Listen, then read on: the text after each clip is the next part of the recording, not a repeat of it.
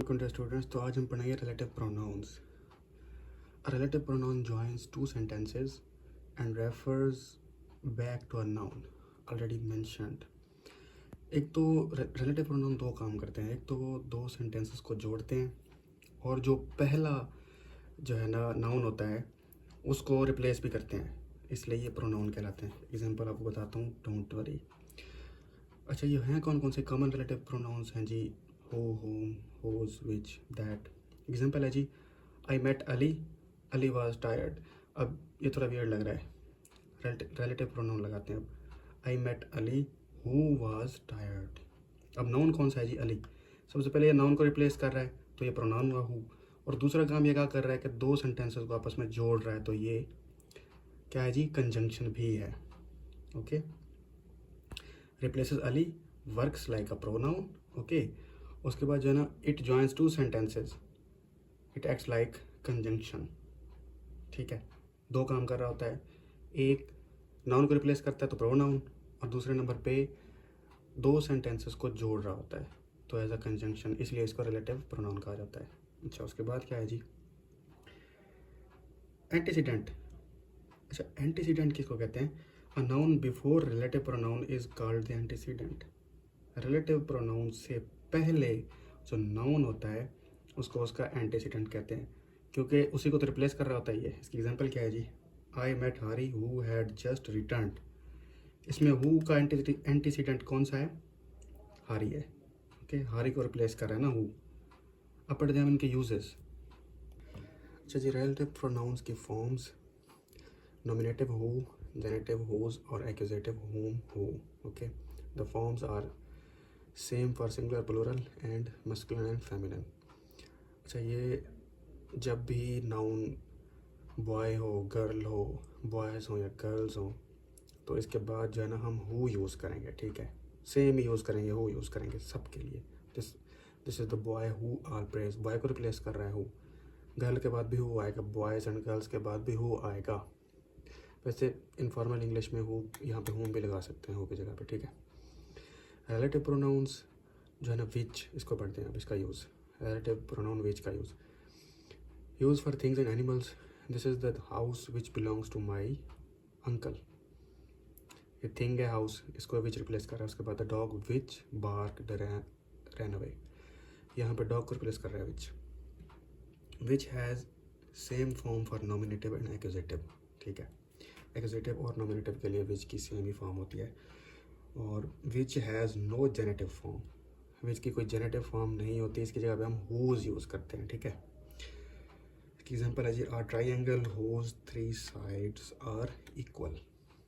Okay, अच्छा, अब यहाँ पे इसकी एग्जांपल आपको देनी है जहाँ पे विच नॉमिनेटिव और एक्यूजेटिव के तौर पे यूज़ होता है। पहले एग्जांपल तो यहाँ नॉमिनेटिव कहाँ पे यूज़ होगा विच, ये एग्जांपल देखें। This is the house which belongs to my uncle. यहाँ पे जो बिलोंग्स है ये वर्ब है, और वर्ब का सब्जेक्ट क्या है? यहाँ पे विच है। ठीक है, तो यहाँ पे ये एज अ नॉमिनेटिव केस में आ रहा है। ठीक है, क्योंकि ये वर्ब के सब्जेक्ट के तौर पे यूज़ हो रहा है। ओके, उसके बाद एक्यूजेटिवली कैसे यूज़ होगा? एक्यूजेटिवली आपको पता है ऑब्जेक्ट किसको कहते हैं? जो कोई एक्शन रिसीव करे। ठीक है, सब्जेक्ट जो एक्शन कर रहा होता है, वर्ब जो एक्शन हो रहा होता है, और उसके बाद जो ऑब्जेक्ट होता है वो रिसीव करता है एक्शन को। ठीक है, अब यहाँ पे देखें, एग्जांपल है the house which my uncle built cost him a lot. अब यहाँ पे जो विच है ना, ये बिल्ट का जो है ना एक्शन रिसीव कर रहा है। ठीक है, the house which my uncle built, built क्या हो रहा है? The house. ठीक है, आपने इस बात को समझना है, बिल्ट क्या हो रहा है? द हाउस, और द हाउस का प्रोनाउन क्या है? विच। ठीक है, तो ये रिसीव कर रहा है ना एक्शन को, तो यहाँ पे ये एज अ एक्जेक्टिव यूज हो रहा है। ओके, अब हम पढ़ते हैं दैट का use. Relative pronoun that person के लिए यूज होता है, एनिमल्स के लिए और थिंग्स के लिए। It has the same form in singular और प्लूरल। ओके, इन सब्जेक्ट और ऑब्जेक्ट इसकी सेम फॉर्म होती है, सिंगुलर और प्लूरल। इसके चाहे नाउन हो जिनको रिप्लेस कर रहा हो, या सब्जेक्ट के तौर पर तब ये यूज़ होगा, या ऑब्जेक्ट के तौर पर जब ये यूज़ होगा। सेम यूज़ होगा, सेम फॉर्म है इसकी। नो जेनेटिव, इसका जेनेटिव नहीं होता। दैट्स जहाँ पे भी यूज़ करेंगे वो गलत होगा, ठीक है। इसकी जगह पे हुज सही है, हुज यूज़ करना है जेनेटिव में। दैट्स कोई फॉर्म नहीं है, ठीक है। दैट की जेनेटिव कोई फॉर्म नहीं है, ओके। इसकी एग्जांपल देखते हैं जी। ही दैट वर्क्स हार्ड सक्सीड। अब यहाँ पे सिंगुलर है ना, ही। दे प्लूरल है, दे के साथ भी दैट लगेगा, दे दैट आ गया, आप कंप्लीट कर लें सेंटेंस को। उसके बाद जब जेनेटिव की बारी आएगी तो उसमें आपने दैट यूज़ नहीं करना, हुज यूज़ करना है। The boy whose father is a doctor, okay. और इसकी जो ऑब्जेक्ट की एग्जांपल है, यहाँ पे आप हमेशा ही कंफ्यूज होगे। इसकी ऑब्जेक्ट की एग्जांपल है, this is the book that I bought. हमेशा याद रखें, जो ऑब्जेक्ट होता है ना, ऑब्जेक्ट एक्शन को रिसीव कर रहा होता है, ठीक है। जैसे आई किक द बॉल, मैंने क्या किया है, बॉल को किक किया है। एक्शन रिसीव कौन सी चीज़ कर रही है, बॉल कर रही है, ठीक है। लेकिन अब यहाँ पे आपने एग्जांपल देखना है, this is the book that I bought, ठीक है। अब आई बॉट, मैंने क्या ख़रीदा है भाई, this is the book what I bought the book, ठीक है। आपने यहाँ पे ये देखना है कि आई बॉट का जवाब क्या है, इसका जो आंसर है क्या है, वट आई बॉट, ठीक है। आपको जो जवाब मिलेगा वही उसका ऑब्जेक्ट होगा, ठीक है। अब इसका जवाब क्या है, द बुक। आप कहेंगे द बुक है तो फिर दैट तो नहीं है। अब ये देखें, द बुक का आंसर है, द बुक को रिप्लेस कौन सा प्रोनाउन कर रहा है, दैट कर रहा है, ठीक है। तो दैट एज अ ऑब्जेक्ट है, एक्यूजेटिव फॉर्म में यूज़ हो रहा है यहाँ पे, ठीक है। उसके बाद जो है ना, जो वट है, relative pronoun what, only singular use होगा। I don't know what happened. Same form for subject and object. What happened, यहाँ पे what as a subject use हो रहा है। और ऑब्जेक्ट में चलें तो I know what you want, ठीक है। नो का ऑब्जेक्ट है वट यहाँ पे, ठीक है। यहाँ पे ऊपर वाले में वट हैपेंड में एज अ सब्जेक्ट, और I know what you want यहाँ पे what as a object use हो रहा है, ठीक है। वट का मतलब क्या होता है, what means the thing which, और या दैट विच। ये द थिंग विच के मीन में आता है या दैट विच के मीन में आता है, ठीक है। इसकी एग्जाम्पल है, आई से वट आई मीन। अच्छा, इसका मतलब क्या जी, आई से the thing that I mean, ठीक है। और द थिंग दैट की जगह पे हमने वट यूज़ किया है, ठीक है। अच्छा, सिंपल सी बात है ये, हु विच दैट और वट। हु किसके लिए होता है, पर्सन्स के लिए। विच थिंग्स और एनिमल्स के लिए। दैट पर्सन्स और थिंग्स के लिए। वट थिंग्स के लिए। द थिंग विच, ठीक है। वट किस लिए यहाँ पे बताया मैंने आपको, द थिंग विच और दैट विच के मीनिंग में आता है, ठीक है। हु की जेनेटिव या पोजेसिव फॉर्म है हुज। विच की नहीं है, और विच की जगह पे हम क्या यूज़ करते हैं, हुज यूज़ करते हैं। और जो दैट है, इसकी जगह पे भी हम यूज़ करते हैं हुज। और वट का जो है ना, कोई जेनेटिव फॉर्म नहीं है, ओके। तो देखते हैं वो आगे और क्या बढ़ना है।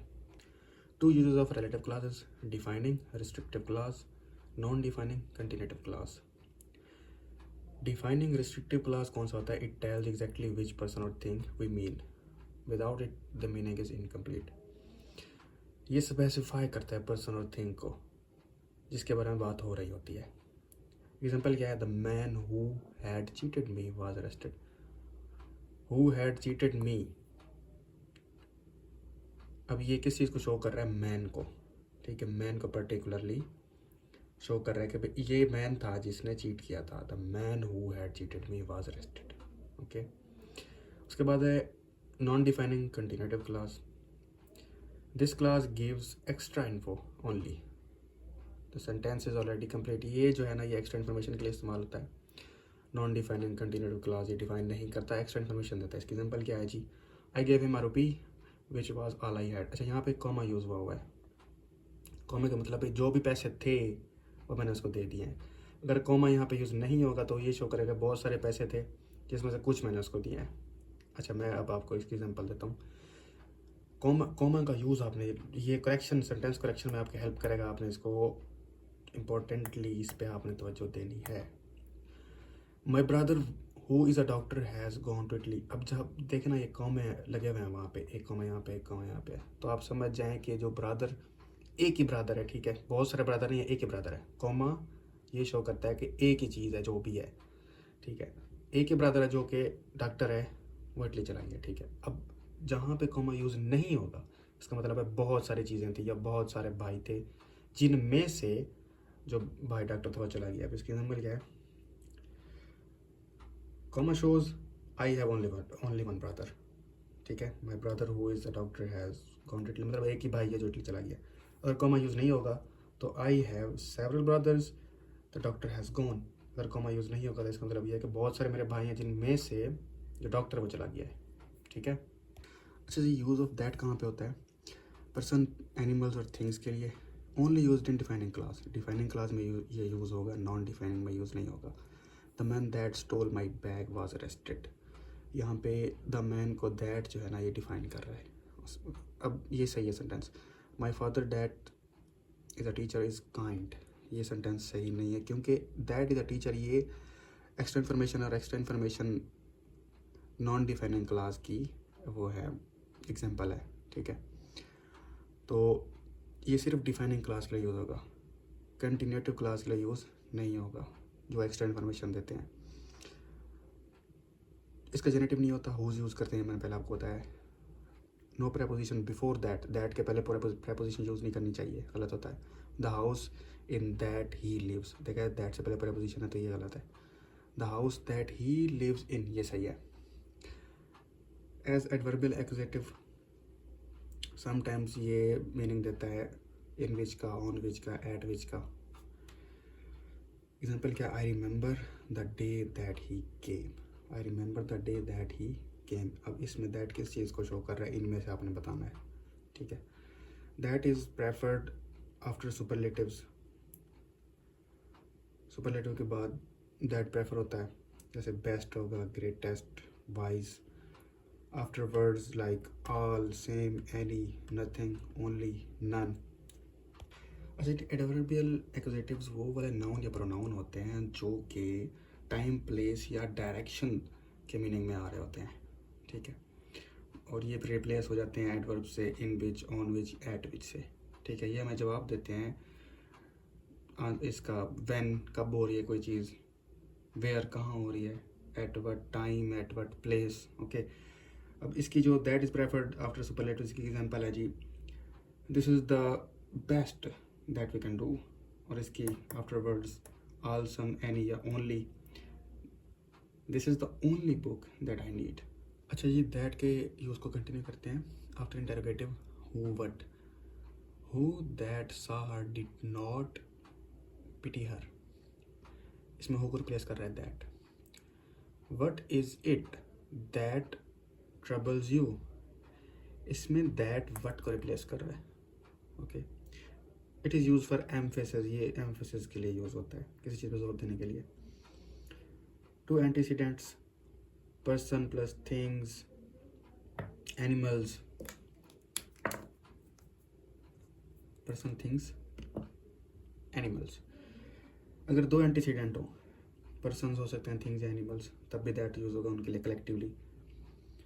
The boy and his dog that were lost, अब इसमें द बॉय, इसमें the boy and his dog, boy और डॉग इन दोनों को दैट के मीनिंग में यूज़ कर रहे हैं, ठीक है। दो एंटीसीडेंट है इसके, डॉग और बॉय, ओके, इसके लिए भी दैट यूज़ किया single.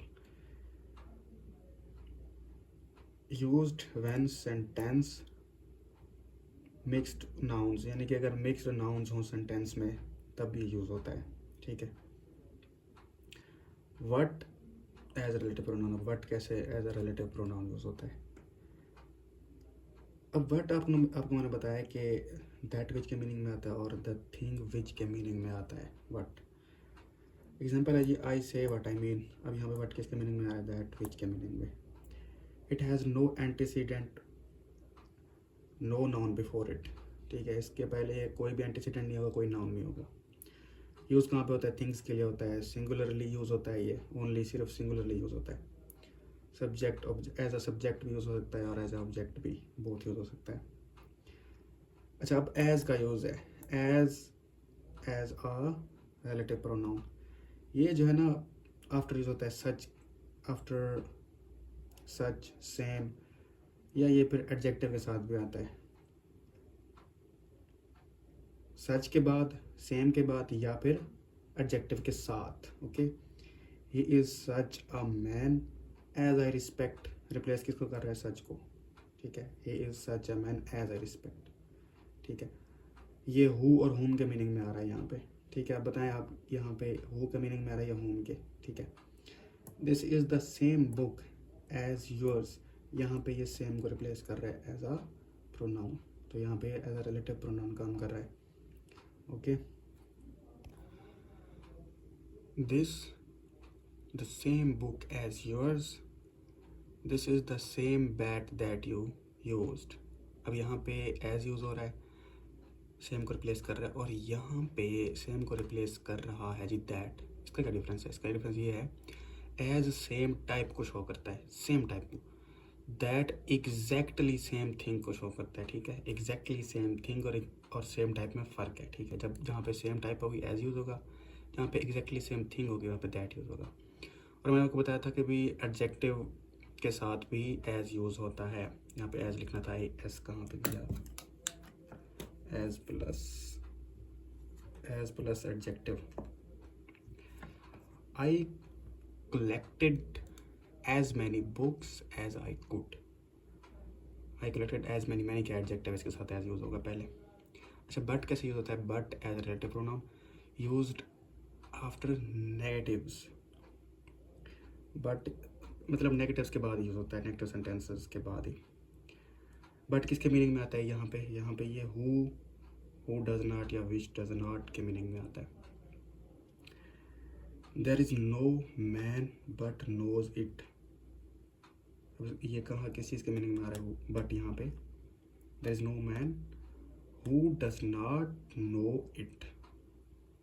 Okay, there is none but will agree, यहाँ पे आपने बताना है बट किस चीज़ के मीनिंग में आ रहा है, विच में या विच नॉट में। पहले देखा आपने, no, none, negatives used after negatives, ये नो, मैन, नन, बट। इसका स्ट्रक्चर ये होता है भाई, देयर इज़ नो आए या नन है, नॉट आए या नथिंग, उसके बाद बट लगेगा, फिर वर्ब लगेगा। ओके, तो ये था जी आज का लेक्चर। तो मिलते हैं फिर नेक्स्ट वीडियो में, तब तक के लिए अल्लाह हाफिज़।